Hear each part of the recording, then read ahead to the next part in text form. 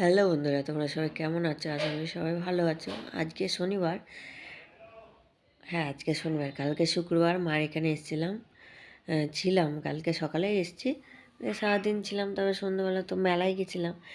মেলায় থেকে দেখো কি কি কিনেছি। বেশি কিচ্ছুই কিনিনি, কেননা মেলার জিনিস আমার খুব একটা পছন্দ হয় না, তাই কিনিনি। এটা পছন্দ হলো গলাটা, তাই কিনলাম। আর কিছুই না, খেয়েছি টুকটাক, পাপড়ি চাট, মথুরা কেক এসব খেয়েছি। আর এই যে মেলায় গিয়ে এইটা তো আমি অন্তত কিনি, এটা হচ্ছে মিষ্টি আচার, মিষ্টি আমের আচার, পাঁচমিশালি আচার, এইগুলোই কিনেছি। আর বিশেষ একটা কিছু কিনিনি। এটা হচ্ছে পাঁপড়, সাবুর পাঁপড়,